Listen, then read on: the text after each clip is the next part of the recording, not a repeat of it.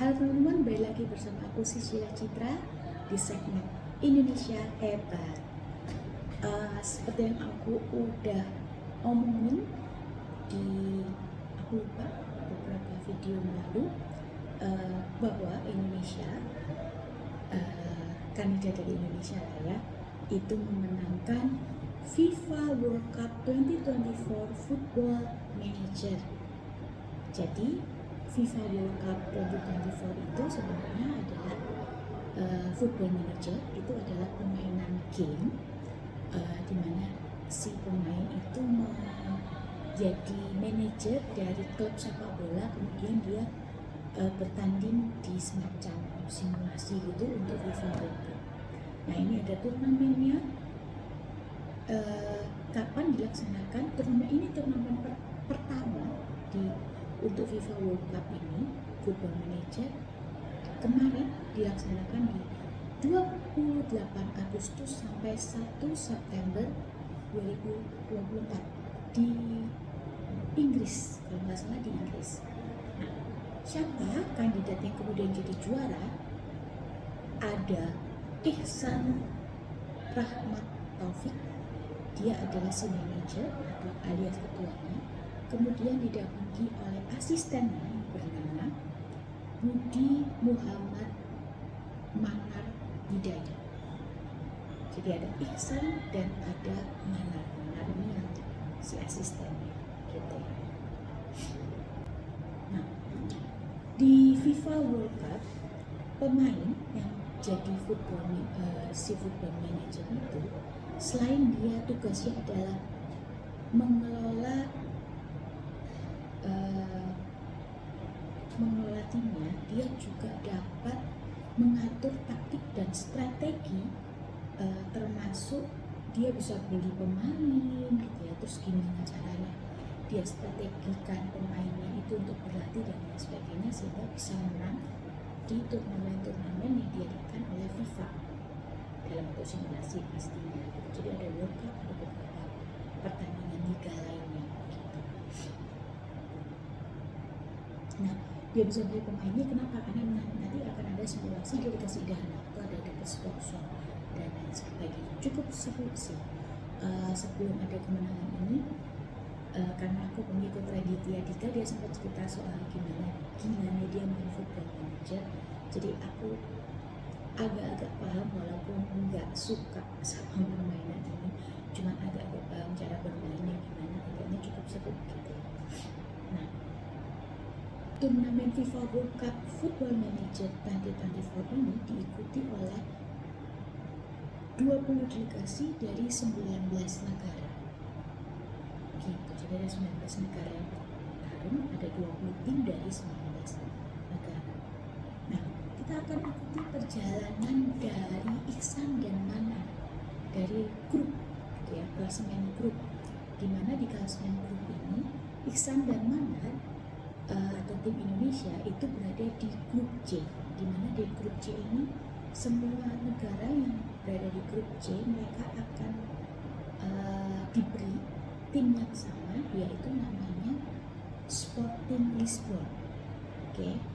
Nah, di grup C ini ada lawan-lawannya, ada Polandia, India, Prancis, dan Inggris, teman-teman. Kebayang gak Inggris dengan segitu besarnya persepak bolaan, dia berada di grup yang sama dengan Indonesia. Nah, hasilnya gimana? Hasilnya adalah tim Indonesia mendapatkan total poin 364 dan itu adalah total poin tertinggi di grup C. Gimana bisa dapat 364? Dia kan ini ada 3 musim gitu ya, 3 musim dia memenangkan 3 musim menangani Sporting, dan dari hasil liganya mereka mendapatkan 150 poin. Kemudian mereka mendapatkan 113 poin dari turnamen-turnamen yang mereka ikuti. Kemudian mereka mendapatkan 65 poin dari trofi-trofi yang mereka peroleh. Kemudian mereka mendapatkan 36 poin poin manajerial, dan itu adalah poin tertingginya. Kalau nggak salah yang kedua itu Polandia, kalau nggak salah poin tertinggi.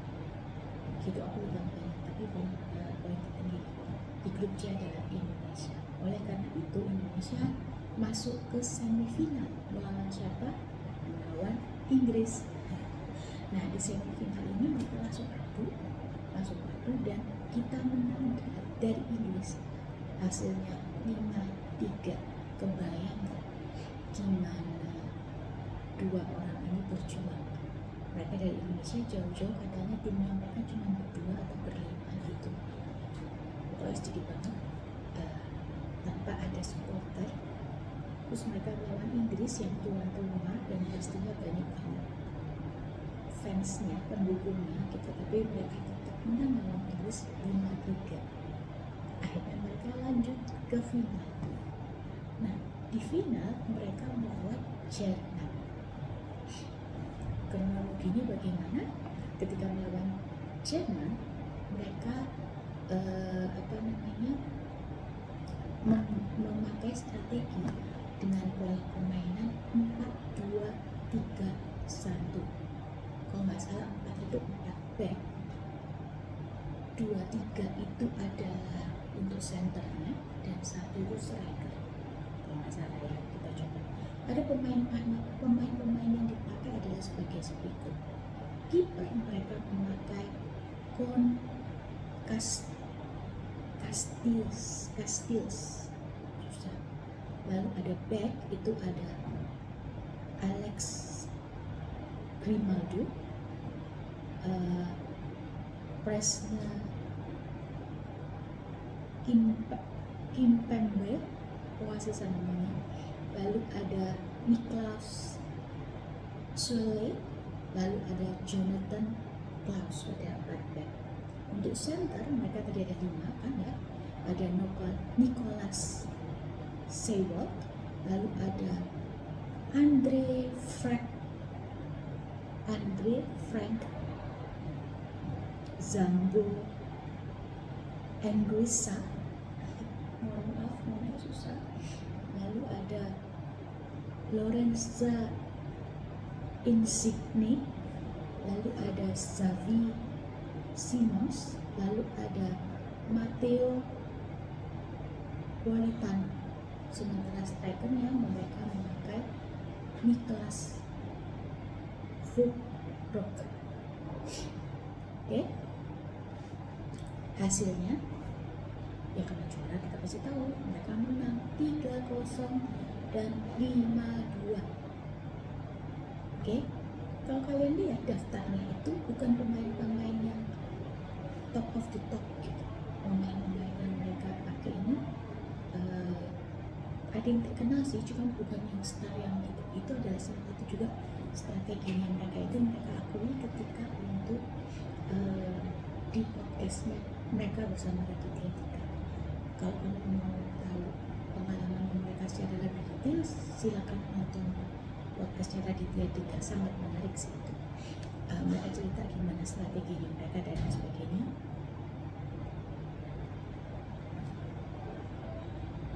Salah satunya adalah mereka cerita bahwa salah satu strategi mereka membuat rata gitu ya pemainnya, kekuatannya rata. Padahal yang tim-tim lain itu biasanya mereka mengandalkan di salah satu bagian aja. Jadi mereka beli mahal 1 atau 2 pemain, tapi yang lainnya jadinya kekuatannya nggak imbang gitu. Sementara mereka mengambil yang nggak ngetok-ngetok banget, tapi rata di semua gitu. Ini dikatakan oleh si Mana bahwa mereka bisa melihat dari permainan Jerman itu selalu mengandalkan wingback, sehingga dari awal pertandingan mereka itu berusaha untuk mengunci si wingback ini, sehingga ya karena yang kekuatannya di wingback dan wingbacknya nggak bisa gerak, mau nggak mau yang lainnya nggak terlalu kuat gitu ya, sehingga mereka bisa sering menggolkan gitu. Keren ya strateginya. Oke, nah itu adalah sedikit informasi tentang prestasi Indonesia di e-sport. Kita bisa bilang e-sport lah ya, tapi intinya di game online Football Manager, tapi sudah World Championship. Keren banget. Tapi ini baru yang pertama, semoga tahun depan kalau memang diadakan lagi kita bisa juga membuahkan prestasi. Oke teman-teman, itu video kali ini. Semoga video ini bikin semangat untuk kita untuk kerja keras dan berprestasi, karena kita tahu bahwa Indonesia itu hebat. Sampai ketemu, dadah.